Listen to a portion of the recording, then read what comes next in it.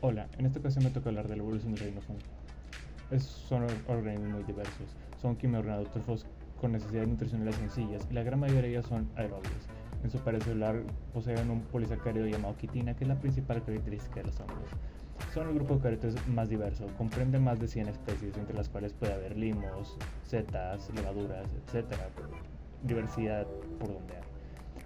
A pesar de que los hongos son muy diversos, en la naturaleza comprenden algunos componentes comunes con las plantas y con los animales, por lo mismo de ser eucariotas.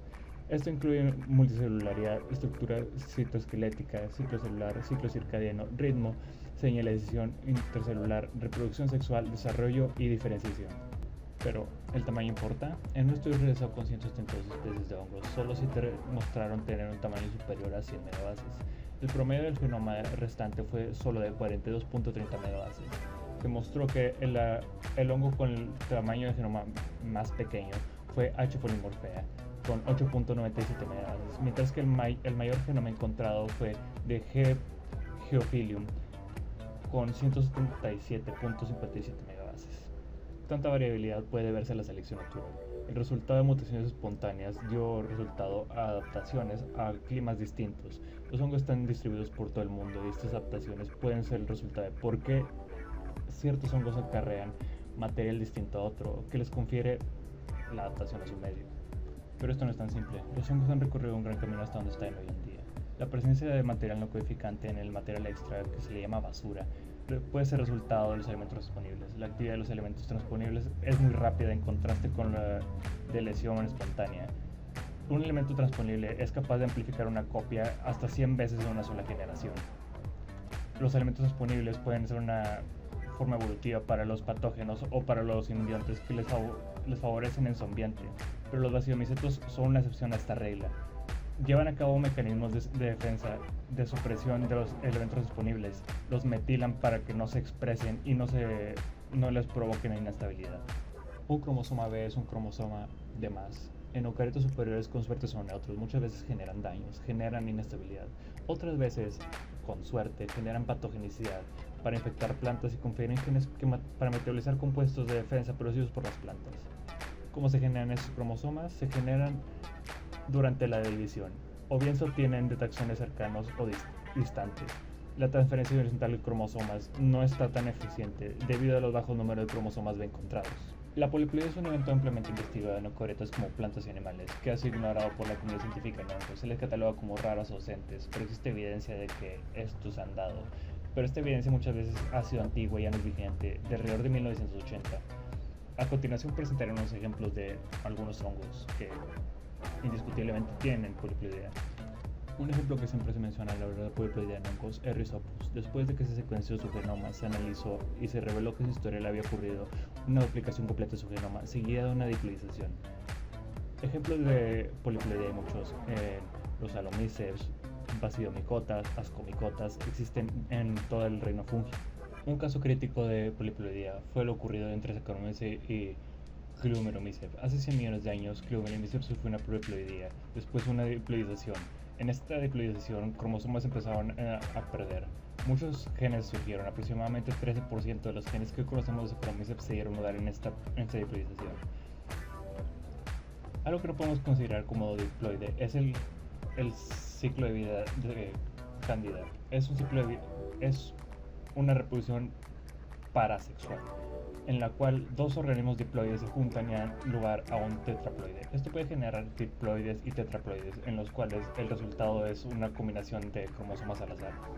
En hongos se observó que la poliploidía genera una inestabilidad en el genoma, provocando un defecto meiótico. La pérdida de cromosomas es 30 veces mayor en triploides y aproximadamente 1000 veces más frecuente en tetraploides que diploides.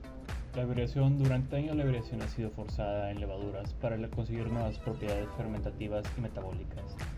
En los organismos superiores existe algo que se llama la barrera presigótica, que no permite cruzar dos especies muy separadas. En los hongos, muchas especies pueden burlar estas barreras, dando como resultado a híbridos entre especies relativamente separadas. Lo más conocido son los casos de Saccharomyces.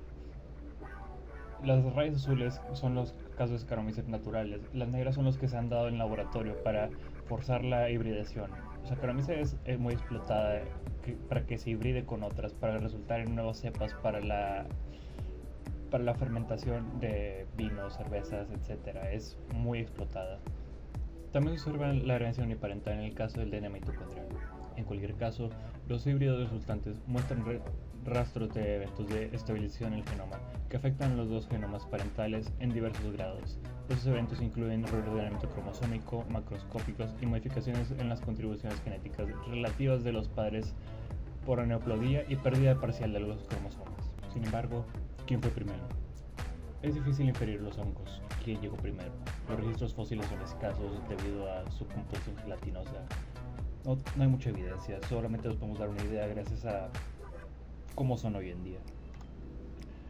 En la taxonomía de los hongos está en constante evolución. Recientemente se retiró gran parte de organismos que se pensaba que eran hongos y se reclasificaron. El filo del Glomicota comprende micorrizas arbusculadas, hongos que se piensa que son el grupo más antiguo de sexuales multicelulares. Sin embargo, existen otros hongos considerados como el primer individuo de su reino. Mediante estudios de genes que califican para la RNA polimerasa, se llegó a la conclusión que Rosella fue el primer organismo en dividirse de los ancestros. El parásito intracelular no tiene pared de quitina cuando parasita las células del huésped. Su membrana queda en contacto inmediato con el citoplasma del huésped. Este estadio ameboide le permite fagocitar el órgano de la célula que invade. De acuerdo a análisis de DNA mitocondrial, sugieren que la inferioridad es el reino protista hermano de los hongos. Se cree que el primer hongo posiblemente cubrió un filopodio similar al de los nucleares durante un cambio fagotrófico a sporotrófica, surgiendo así rizoides y hongos coníferos. En estudios evolutivos se infiere que el ancestro de los hongos incluye una dieta ambigua, una fase ameboide con células sin pared celular y que vivía en un ambiente acuático con dispersión mediante sus esporas. El mecanismo evolutivo de los hongos es realmente un misterio, no se tiene caracterizado un camino claro, dado su gran diversidad, y a que realmente el reino de los hongos no es fijo, está en constante evolución. Gracias por su atención, las citas están en la descripción del video.